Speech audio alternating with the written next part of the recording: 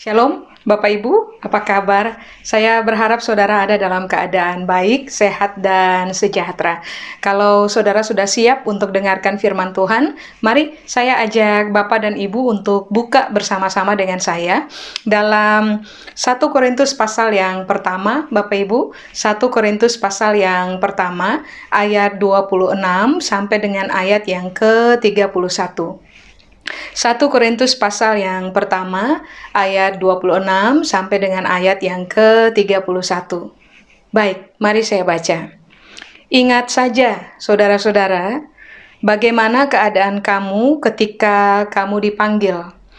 Menurut ukuran manusia, tidak banyak orang yang bijak, tidak banyak orang yang berpengaruh, tidak banyak orang yang terpandang.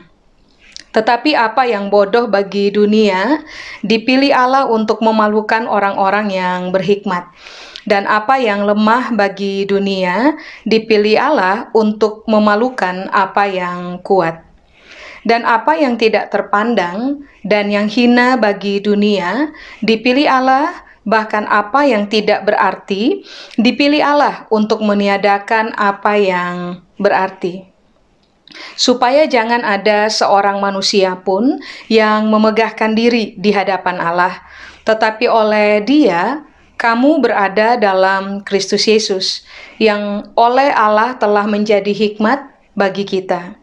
Ia membenarkan dan menguduskan dan menebus kita. Karena itu, seperti ada tertulis, barang siapa yang bermegah, hendaklah ia bermegah di dalam Tuhan. Jadi mari kita ulang, kita naik ke ayat 26, Bapak Ibu. Di situ Alkitab bilang realita mengenai kita sebelum dipanggil oleh Tuhan. Kata dipanggil di situ, bahasa Yunani menggunakan kata klesis. Klesis di situ artinya adalah begini, Bapak Ibu. Diundang atau dipanggil untuk datang.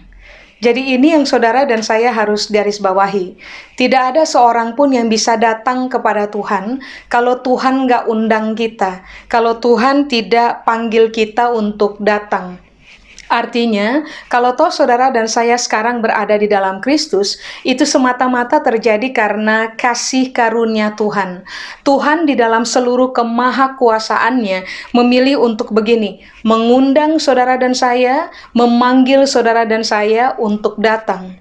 Nah, kenapa kita perlu mengucap syukur kepada Tuhan dan menghargai Tuhan punya anugerah buat kita? Sebab coba saudara bayangkan, di ayat yang ke-26 yang baru saja tadi kita baca, Alkitab bilang begini, Tuhan mengundang, Tuhan memanggil kita untuk datang, padahal begini, kita ada pada posisi, satu, Alkitab bilang di ayat 26, tidak bijaksana, dua, tidak berpengaruh, tiga, tidak terpandang.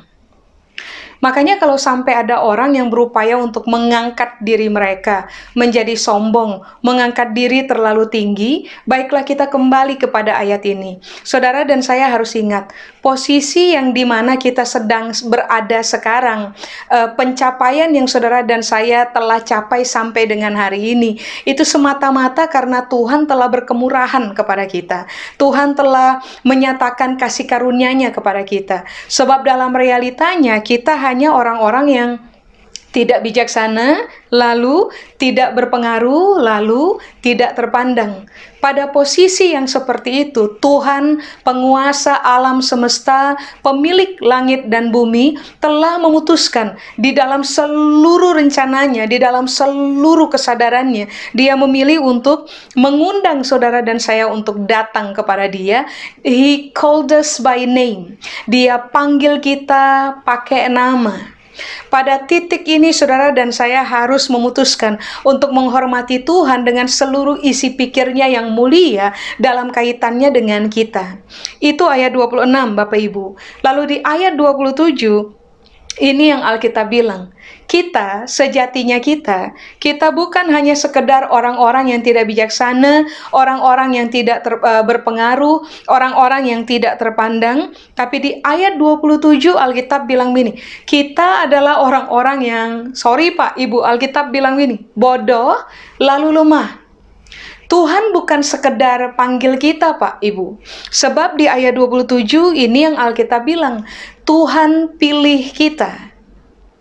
Nah, kata pilih di situ, dipilih di situ, bahasa Yunani menggunakan kata eklegomai. Eklegomai itu artinya adalah begini. Tuhan mengambil keputusan untuk memilih saudara dan saya dari sekian banyak orang untuk kepentingan supaya saudara dan saya bisa diajar oleh Tuhan atau dididik oleh Tuhan. Ulang ya. Dari seluruh pilihan di antara sekian banyak orang, Tuhan telah memutuskan untuk memilih kita. Supaya pada akhirnya, waktu Dia telah berhasil panggil kita, pilih kita, kepentingan Tuhan adalah begini. Supaya pada akhirnya, saudara dan saya ada pada posisi bisa diajar oleh Tuhan, atau dididik oleh Tuhan. Lalu coba saudara lihat dengan saya di ayat 28. Alkitab bilang begini, kata tidak terpandang, rangkaian dari dua kata itu diulang dua kali, Pak Ibu. Sebab di ayat 26, Alkitab sudah bilang tentang kita. Kita ini tidak terpandang. Tapi di ayat 28, Alkitab ulang lagi untuk menegaskan bahwa kamu tidak terpandang dari sejak awal. Lalu berikutnya ayat 28 bilang kamu tidak punya arti. Atau lebih tepatnya Alkitab bilang tidak berarti. Jadi coba saudara lihat, betapa saudara dan saya telah menerima hak istimewa dari Tuhan. Kita telah menerima kasih karunia dari Tuhan. Mari saya ulang Bapak Ibu. Orang-orang tidak bijaksana, orang-orang tidak berpengaruh, orang-orang tidak terpandang, orang-orang bodoh, orang-orang lemah, lalu orang-orang yang tidak berarti, Tuhan undang untuk datang mendekat kepada Dia. Tuhan panggil kita by name. Di antara sekian banyak orang yang Tuhan bisa pilih, ternyata puji Tuhan, Tuhan pilih saudara dan saya. Kepentingan Tuhan satu, Pak Ibu, supaya saudara dan saya dengan low quality dalam kehidupan, pada akhirnya bisa diajar oleh Tuhan, dididik oleh Tuhan. Sebab ini yang saudara dan saya harus pahami. Tuhan tentu saja adalah pribadi yang tidak rela bahwa pribadi-pribadi orang-orang yang telah ditebusnya tetap berada pada posisi low quality.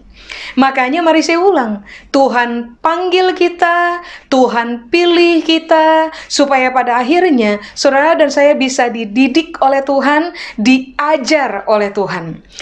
Ingat, kepentingan ini adalah supaya kita berpindah dari realita low quality kepada high quality. Dari kualitas rendah yang tidak teruji kepada kualitas teruji, kualitas tinggi. Makanya coba saudara perhatikan, waktu Yesus mengajar tentang hakikat kerajaan Allah, kalau saudara cermati seluruh pengajaran Kristus, saudara akan menemukan bahwa apa yang Yesus ajar adalah apa yang sangat tinggi, sangat high quality.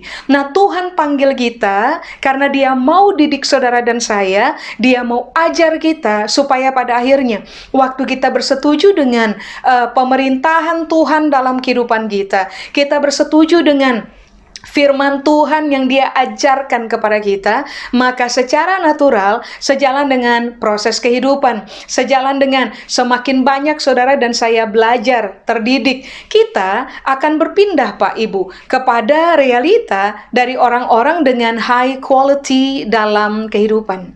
Amin. Nah, coba saudara lihat dengan saya di ayat 29. Ini yang Alkitab bilang, kesadaran mengenai hakikat ini seharusnya membuat saudara dan saya hari ini tiba kepada keputusan untuk begini, jangan pernah memegahkan diri. Sebab tanpa Tuhan, tanpa privilege dari Tuhan, hak istimewa dari Tuhan, tanpa kasih karunia dari Tuhan, saudara dan saya nggak ada pada posisi hari ini. Saudara dan saya nggak bisa capai apapun yang telah kita capai sampai pada hari ini. Saudara dan saya nggak mungkin akan bisa dikenal sebagai orang-orang dengan high quality kalau bukan karena Tuhan yang mengerjakannya dalam kehidupan kita. Makanya kenapa di ayat 29 ini yang Alkitab bilang, Jangan ada seorang manusia pun yang memegahkan diri di hadapan Allah. Amin. Baru kemudian di ayat 30 ini yang Alkitab bilang, oleh Dia, oleh Bapa sendiri, kamu berada dalam Kristus Yesus. Nah, Kristus Yesus yang tinggal dalam kita, lalu kemudian sejak karya penebusan, kita percaya kepada ketuhanan Kristus dalam kehidupan kita. Lalu kita tinggal di dalam Tuhan dan Tuhan tinggal di dalam kita. Ini yang Alkitab bilang, Yesus Kristus akan menjadi hikmat bagi saudara dan saya. Hikmat inilah di dalam Kristus Yesuslah yang akan membuat saudara dan saya mengalami yang tadi saya bilang, mengalami low quality yang berpindah ke arah high quality. Sebab di ayat 30 ini yang Alkitab bilang, sejak Kristus Yesus menjadi hikmat bagi saudara dan saya, yang terjadi adalah Dia membenarkan kita. Dia menguduskan kita. Dia menebus kita, Bapak Ibu. Bayangkan, Bapak Ibu, dari low quality, lalu kemudian kita mempercayai karya Kristus dalam kehidupan kita. Kita mempercayakan diri untuk diperintah oleh Tuhan dalam kehidupan. Ini yang Alkitab bilang. Kita berpindah. Kita menjadi orang-orang yang memiliki hikmat, kita menjadi orang-orang yang hidup di dalam kebenaran, dibenarkan oleh Tuhan, lalu kita menjadi orang-orang yang mampu untuk hidup di dalam kekudusan, sebab Tuhan menguduskan kita. Lalu Alkitab bilang, saudara dan saya ada pada posisi ditebus oleh Tuhan. Amin. Di ayat 31, karena alasan ini Alkitab bilang, barang siapa mau bermegah, hendaklah mereka bermegah di dalam Tuhan. Sebab sejatinya ini yang kita paham. Kalau bukan karena Tuhan, saudara dan saya nggak mungkin berhikmat. Kalau bukan karena Tuhan, saudara dan saya nggak mungkin hidup benar, karena dibenarkan oleh Tuhan. Kalau bukan karena Tuhan, saudara dan saya nggak mungkin hidup sebagai orang-orang yang kudus, karena telah dikuduskan oleh Tuhan. Kalau bukan karena Tuhan, saudara dan saya masih tetap ada di dalam perhambaan dosa. Itulah sebabnya Alkitab bilang, Tuhanlah yang menebus saudara dan saya, supaya pada akhirnya kita bukan lagi dikenal sebagai hamba dosa, tetapi kita dikenal sebagai orang-orang yang adalah hamba kebenaran, orang-orang yang mengabdi di dalam kebenaran. Makanya, jangan angkat tinggi terlalu tinggi, Pak, Ibu. Jangan berupaya sombong di depan orang, atau bahkan jangan sombong di hadapan Tuhan. Sebaliknya ini yang Alkitab ajarkan. Kalau mau bermegah, kalau mau bersyukur kepada Tuhan, kalau mau menyadari realita tentang kita, saudara dan saya harus sadar, kalau bukan karena Tuhan, kita tidak mungkin berhikmat, kita tidak mungkin hidup benar, kita tidak mungkin hidup kudus, kita tidak mungkin hidup dalam karya penebusan, lalu mampu untuk hidup dan mengabdi di dalam kualitas kebenaran. Amin, Bapak Ibu. Makanya begini, kalau sampai ayat-ayat ini telah kita sadari, telah kita pahami, maka sejatinya saudara dan saya akan lebih banyak dikenal sebagai orang-orang yang hormat pada Tuhan. Sangat tahu diri waktu kita datang menghadap Tuhan. Menjadi orang-orang yang tidak berlaku sombong di hadapan Tuhan, tapi setiap kali kita menghadap Tuhan, kita akan memposisikan diri kita sebagai orang yang rendah di hadapan Tuhan, sebagai hamba, sebagai orang-orang yang telah menerima kasih karunia demi kasih karunia dan hak istimewa dari Tuhan, yang seharusnya, mari saya ulang, membuat kita menjadi semakin hormat kepada Tuhan untuk seluruh karya yang telah Dia kerjakan dalam kehidupan kita. Amin, Bapak Ibu. Nah, sekarang mari saya undang Bapak dan Ibu untuk buka dengan saya dalam 1 Korintus pasal 2 ayat 7 sampai dengan ayat 9. Ingat, Tuhan panggil kita, Dia pilih kita. Kepentingan Tuhan adalah supaya saudara dan saya berubah, berganti posisi, menjadi orang-orang berhikmat, orang benar, orang kudus, orang-orang yang hidup dalam karya penebusan. Lalu mari kita lihat 1 Korintus pasal 2 ayat 7 sampai dengan ayat yang ke-9. Alkitab bilang ini, Bapak Ibu, Tetapi yang kami beritakan ialah hikmat Allah yang tersembunyi dan rahasia, yang sebelum dunia dijadikan telah disediakan Allah bagi kemuliaan kita. Nah, ingat baik, hikmat Allah itu mahal. Sebab penulis kitab Korintus, Paulus, berkata bahwa hikmat Allah itu tersembunyi dan rahasia. Semua yang tersembunyi dan rahasia itu selalu begini Pak, Ibu, susah dicari, mahal. Untuk bisa mendapatkannya, orang harus bayar sangat mahal. Jadi ini yang saudara dan saya harus pahami, bahwa hikmat yang diberikan oleh Tuhan kepada kita bukan begini, hikmat yang low quality, hikmat yang asal jadi, hikmat yang rendahan. Saudara dan saya harus ingat bahwa hikmat yang Tuhan berikan kepada kita adalah hikmat yang mahal, yang sebenarnya ini yang Alkitab bilang dicari oleh banyak bangsa. Tetapi Alkitab bilang, Paulus memberitakan hikmat Allah yang tersembunyi dan rahasia, yang sebenarnya sebelum dunia dijadikan, hikmat itu Tuhan sediakan bagi saudara dan saya. Nah, kalau saudara dan saya memiliki hikmat itu, ternyata ini yang Alkitab bilang, saudara dan saya akan hidup di dalam kemuliaan. Sebab ayat 7 bilang, hikmat itu disediakan Tuhan sebelum dunia dijadikan bagi kemuliaan kita. Makanya mari saya ulang, Tuhan panggil kita dalam posisi so low quality, Tuhan didik kita, Tuhan ajar kita, supaya pada akhirnya kita itu menerima hikmat dari Dia. Kita dengan hikmat itu, saudara dan saya mampu hidup kudus, mampu hidup benar, dan mampu mengabdi di dalam karya penebusan. Sebab ternyata begini, pemilikan hikmat yang Tuhan berikan kepada kita, waktu Dia didik saudara dan saya, waktu Dia ajar saudara dan saya, kepentingannya adalah supaya kalau kita mau memberi diri, dididik oleh Tuhan, diajar oleh Tuhan, maka kita akan mengalami penambahan hikmat demi penambahan hikmat berikutnya. Kalau sampai saudara dan saya pada akhirnya akan mengalami penambahan hikmat one day at a time dalam kehidupan kita, karena kita berani memberi diri kita dididik, diajar, pakai firman Tuhan yang adalah hikmat Tuhan, maka yang akan terjadi ini yang Alkitab bilang, saudara dan saya akan hidup dalam kemuliaan. Kata kemuliaan di situ Bapak Ibu menggunakan kata Yunani doxa. Doxa, D-O-X-A, itu artinya adalah begini. Kalau hikmat Tuhan didik saudara dan saya, firman Allah didik saudara dan saya, lalu kita terbuka untuk sangat dididik oleh kebenaran, Alkitab bilang begini, saudara dan saya akan berubah menjadi orang-orang yang hidup di dalam martabat, bermartabat. Sebab kata kemuliaan di situ atau doxa itu artinya adalah bermartabat. 2, terhormat Bapak Ibu. 3, mulia. 4, terpuji. Jadi coba saudara lihat. Ulang ya. Tuhan panggil kita yang bukan siapa-siapa dari sejak awal.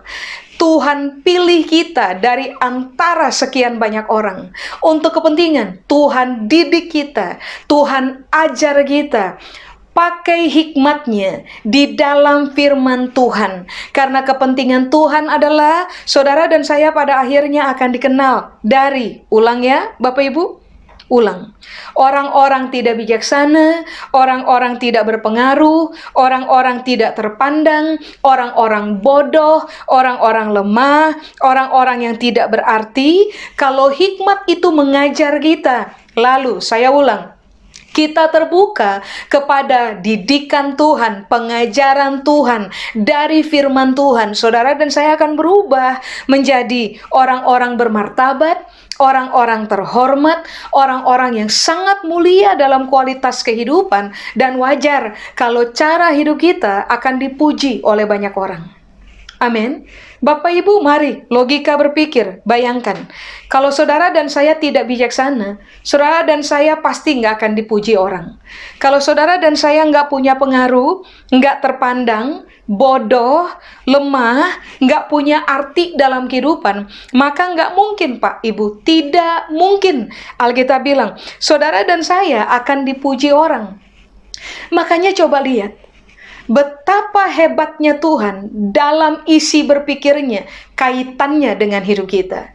Betapa hebatnya Tuhan dan seluruh rancangannya yang berkaitan dengan hidupnya kita. Saya ulang, Dia paham betul dari sejak awal kita adalah orang-orang yang low quality. Untuk upgrade diri sendiri kita tidak punya kemampuan Pak Ibu. Makanya kenapa Dia panggil kita, Dia pilih kita, Dia sediakan firman-Nya, Dia dorong saudara dan saya untuk terfokus renungkan firman Tuhan, supaya pada akhirnya hikmat yang Dia punya mendidik saudara dan saya.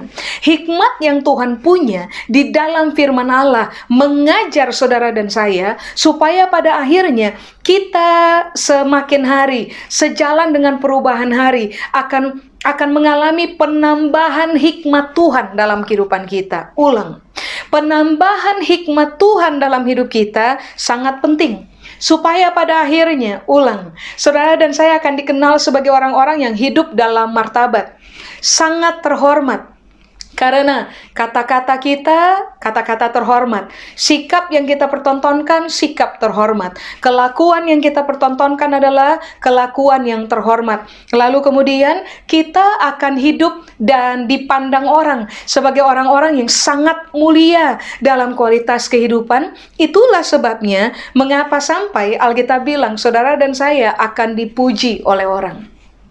Amin. Nah, waktu saudara dan saya dipuji oleh orang, garis bawahi Pak Ibu, jangan pernah sombong.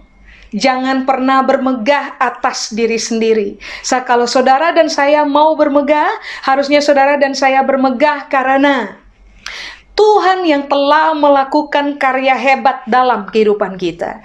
Karena kita bermegah di dalam Tuhan, seharusnya saudara dan saya akan lebih dikenal sebagai orang-orang yang sangat gampang menghormati Tuhan, sangat gampang malu hati terhadap Tuhan, sangat gampang mengikuti Tuhan dan jalan-jalannya, lalu memutuskan untuk berhenti, berlaku kurang ajar terhadap Tuhan. Sebab ini yang hari ini kita paham, kalau bukan karena Tuhan yang pilih kita, kalau bukan karena Tuhan yang panggil kita, saudara dan saya akan tetap ada pada posisi itu, low quality. Nah, sekarang mari kita cermati ulang tentang diri kita sendiri Pak Ibu. Apakah kehidupan yang saudara dan saya hari ini jalani adalah kehidupan yang bermartabat? Adalah kehidupan yang terhormat, adalah kehidupan yang mulia, sehingga pada akhirnya orang mengeluarkan pujian yang berkaitan dengan kehidupannya kita. Sebab begini Pak Ibu, kalau sampai akhirnya orang berkeluh kesah karena hidupnya kita, orang menjadi tersinggung, orang menjadi sakit, orang menjadi pahit karena kelakuan kehidupannya kita, itu berarti begini, saudara dan saya tidak sedang memberi diri kita secara sadar dan sengaja untuk rela dididik oleh Tuhan dan rela diajar oleh Tuhan pakai firman. Sebab sejatinya Pak Ibu, kalau saudara dan saya dikenal sebagai orang-orang yang sangat terbuka untuk ditegur oleh firman Tuhan, untuk dididik oleh firman Tuhan, untuk diajar, untuk diarahkan oleh firman Tuhan, maka yang terjadi harusnya adalah hidup saudara dan saya nggak menjadi batu sandungan buat orang lain.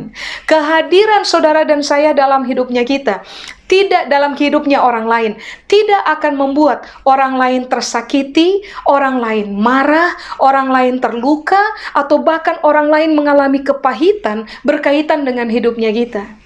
Makanya kalau ada hal yang harus kita berani membangunnya dalam kehidupan kita hari ini dan sampai ke depan, Bapak Ibu, adalah berilah diri jadi murid. Berilah diri dimuridkan oleh Tuhan sendiri melalui firman-Nya. Berilah diri dimuridkan oleh orang-orang yang dewasa di dalam Tuhan, orang-orang yang hidupnya sangat berkualitas di dalam Tuhan. Berilah diri juga dipakai oleh orang-orang tersebut, dipakai oleh Tuhan untuk memuridkan saudara dan saya. Karena begini, Kepentingan Tuhan yang hebat itu harus terlaksana dalam kehidupan kita. Apakah kepentingan Tuhan membuat saudara dan saya berpindah dari low quality in life menjadi orang-orang yang memiliki high quality in life? Berpindah dari orang-orang dengan rendah kualitas kepada orang-orang dengan kualitas yang sangat tinggi. Kasihlah diri diajar, Pak, Ibu. Sebab waktu saudara dan saya nggak berani dididik oleh firman Tuhan, nggak berani ditegur oleh firman Tuhan, nggak berani didisiplin oleh firman Tuhan, nggak berani dipukul pakai firman Tuhan, nggak berani ditampar pakai firman Tuhan, maka begini, kita nggak akan pernah menjadi orang-orang berhikmat. Kalau saudara dan saya nggak menjadi orang-orang berhikmat, percayalah Pak Ibu, saudara dan saya akan tetap low quality. Hidupnya kita tidak bermartabat, hidupnya kita tidak terhormat. Saudara dan saya tidak akan dikenal sebagai orang-orang mulia dalam kehidupan. Dan yang akan terjadi buat kita adalah orang-orang mencela kita, orang-orang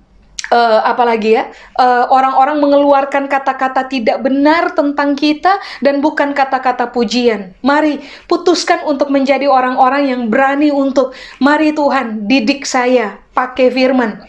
Sesusah apapun itu, sesakit apapun didikan itu, selama firman Tuhan tetap mengambil peran untuk didik hidup saya, mari didik saya, supaya pada akhirnya saya berpindah dari low quality kepada high quality in life. Amin, Bapak Ibu. Lalu coba, mari kita lihat 1 Korintus pasal 2 ayat 8. Alkitab bilang ini Pak Ibu, tidak ada dari penguasa dunia ini yang mengenalnya. Sebab kalau sekiranya mereka mengenalnya, mereka tidak menyalibkan Tuhan yang mulia. Coba, tadi saya sudah bilang kepada saudara, saudara dan saya harusnya menghormati Tuhan. Karena kita telah mendapatkan anugerah dari Tuhan, privilege dari Tuhan, hak istimewa dari Tuhan. Saudara bayangkan, ayat 8 bilang ini, tidak ada dari penguasa dunia ini yang mengenal hikmat Tuhan. Tapi Tuhan di dalam seluruh kemahakuasaannya telah memutuskan untuk begini Pak Ibu, memberikan hikmatnya kepada saudara dan saya. Didik kita, ajar kita, pakai dia punya hikmat di dalam Kristus Yesus melalui firman Allah yang hari ini kita punya, supaya pada akhirnya, kita hidup dalam kemuliaan, kita terhormat, kita bermartabat, kita terpuji, dan kita hidup mulia. Makanya kan begini Pak Ibu, orang pintar banyak, iya, orang pintar banyak.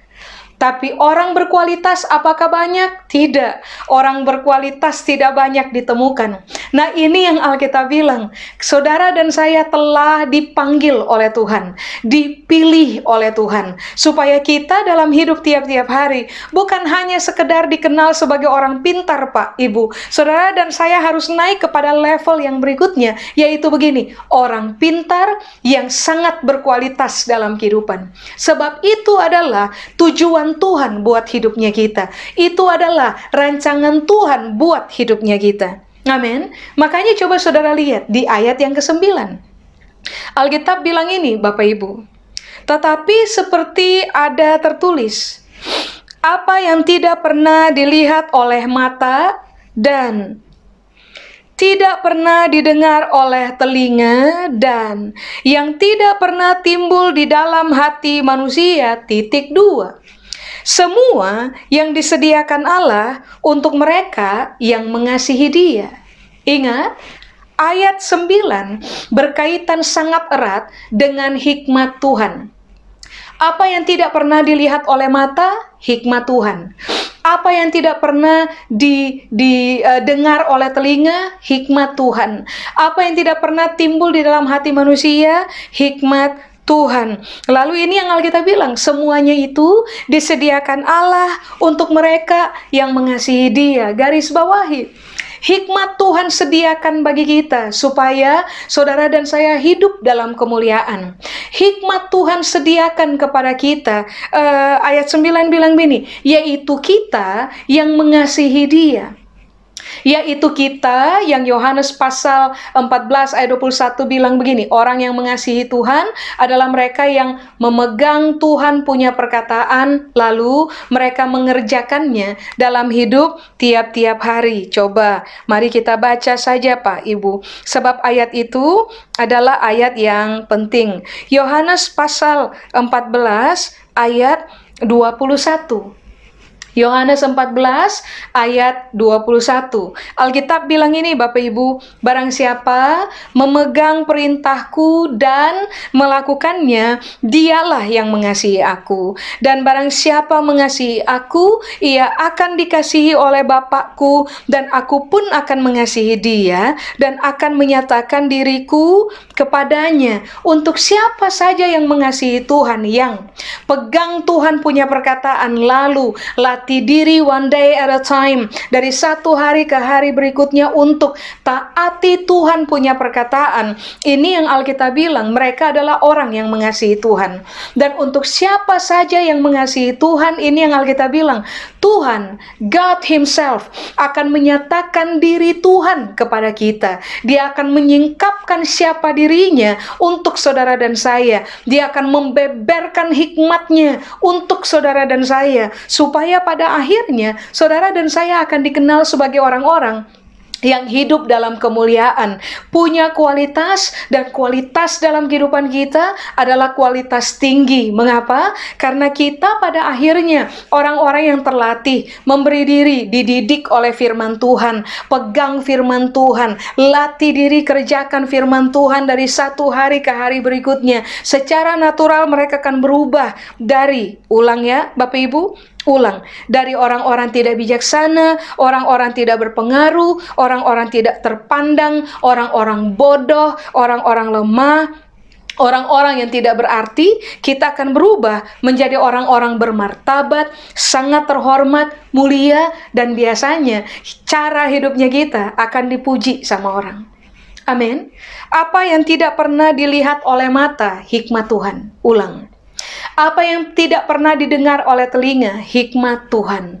Apa yang tidak pernah timbul dalam pemikiran manusia, hikmat Tuhan. Dan Tuhan sediakan itu untuk saudara dan saya. Bayangkan Pak Ibu, dapat di mana orang bisa melihat orang bodoh berpindah menjadi orang bijaksana? Dapat di mana orang-orang yang tidak berharga, tidak terpandang, lemah, kemudian tidak berarti, kemudian tidak berpengaruh, tiba-tiba yang terjadi adalah begini, kita berubah tuh, berhikmat, kita berubah menjadi lebih bijaksana, kita berubah jadi orang-orang yang bermartabat, hidup terhormat, sangat mulia. Itulah sebabnya kenapa Alkitab bilang, kalau hikmat bekerja dalam kehidupannya kita, yang tidak pernah dilihat oleh mata akan dilihat oleh mata, yang tidak pernah didengar oleh telinga akan didengar oleh telinga, yang tidak pernah timbul dalam hati manusia. Artinya kan begini, sometimes orang berpikir bahwa yang kayak model gini nih nggak mungkin berubah. Tapi waktu orang-orang yang kemudian terima, kita misalnya, ada orang yang ngomong tentang kita dan bilang tentang kita begini, ya dia sih nggak mungkin berubah sudah. Mau berharap dia berubah sudah, 7 turunan ke depan dia tidak mungkin berubah. Kalau ada orang-orang yang ngomong kayak gitu buat kita, begini Pak Ibu, kabar baiknya adalah kita dipanggil oleh Tuhan. Amin. Kita dipilih oleh Tuhan. Orang yang bukan siapa-siapa dari awal, lalu memberi diri kita, berani dididik oleh Tuhan, berani diajar oleh Tuhan pakai firman. Satu hari nanti, waktu saudara dan saya akhirnya dikenal sebagai orang yang berani betul pegang firman Tuhan, lalu mengerjakannya dalam kehidupan kita tiap-tiap hari. Nanti semua mata akan melihat bahwa ternyata hikmat Tuhan berkuasa hebat, mengubah kehidupan saudara dan saya. Perkataan Tuhan sangat berkuasa hebat, mendidik saudara dan saya, mengajar kita, sampai pada akhirnya kalau toh orang bilang kita tidak mungkin berubah, somehow firman Tuhan berhasil ubah kita. Kalau toh orang telah pesimis tentang kehidupan saudara dan saya, lalu menetapkan stempel bahwa kita adalah orang-orang yang nggak mungkin berubah, satu hari nanti apa yang mereka nggak pernah lihat, mereka akan lihat. Apa yang mereka nggak pernah dengar, mereka akan dengar. Apa yang nggak pernah timbul dalam hati mereka, akan timbul dalam hati mereka. Bahwa ternyata begini, hikmat Tuhan yang bekerja dalam kehidupan kita. Waktu Tuhan didik kita, waktu Tuhan ajar kita pakai hikmatnya dalam firman Tuhan, ternyata berkuasa mengubah orang dengan kualitas rendahan menjadi orang yang terlihat oleh mata, terdengar oleh telinga. Orang pada akhirnya menemukan realita bahwa ya ampun, yang tidak bisa berubah itu ternyata bisa diubah oleh Tuhan. Yang standar, yang kualitas rendah itu ternyata bisa memiliki standar kehidupan yang sangat tinggi dalam kualitas. Sehingga pada akhirnya orang akan memuji Tuhan atas karyanya dalam kehidupan kita. Jadi mari hari ini kita putuskan untuk bermegah di dalam Tuhan. Berhenti sombong, berhenti tinggi hati, berhenti angkat diri terlalu tinggi, berhenti untuk begini, menjadi sombong di hadapan Tuhan. Sekarang berpindahlah kepada posisi begini. Rendahkan diri di hadapan Tuhan. Hormati Tuhan. Berlakulah segan kepada Tuhan. Kalau Dia tidak panggil kita, Dia tidak pilih kita, Dia tidak didik kita, ajar kita pakai hikmatnya, saudara dan saya nggak mungkin ada pada posisi terhormat, bermartabat, mulia, dan dipuji oleh orang. Amin. Saya selesai, Bapak Ibu. Mari kita berdoa. Kami berdoa hari ini, meminta kiranya Tuhan mendidik kami pakai firman Tuhan one day at a time. Supaya pada akhirnya kami menjadi orang-orang yang mengalami perubahan dari dalam. Cara berpikir salah mengalami perubahan. Pilihan-pilihan yang salah, sikap yang salah, kata-kata yang salah dalam hidup kami. Reaksi yang salah mengalami perubahan karena Tuhan didik kami pakai firman dan kami berani memberi diri kami terdidik oleh firman Tuhan. Kami berdoa biarlah satu hari nanti dalam realita kami yang low quality di awal, kami akhirnya ditemukan oleh banyak orang memiliki high quality in life. Kami pada akhirnya ditemukan oleh banyak orang sebagai orang-orang yang hidup dalam keadaan mulia, bermartabat, terhormat, sehingga kalau toh mereka memuji kami, itu adalah sebuah hal yang wajar. Waktu orang puji kami, biarlah kami tetap memposisikan diri bersyukur kepada Tuhan, karena kalau bukan Tuhan yang bekerja dalam hidup kami tidak mungkin hidup dalam kemuliaan. Kiranya kami terbiasa melatih diri kami bermegah di dalam Tuhan, karena anugerah hebat Tuhan yang telah bekerja di dalam kami, sehingga hari ini kami hidup dalam kualitas teruji, yaitu kualitas kerajaan Allah yang diperkaya oleh firman kebenaran di dalam kami. Seluruh firman ini kiranya Tuhan materaikan di dalam kami, dan biarlah kami dikenal sebagai pelaku-pelaku kebenaran dan bukan hanya pendengar saja.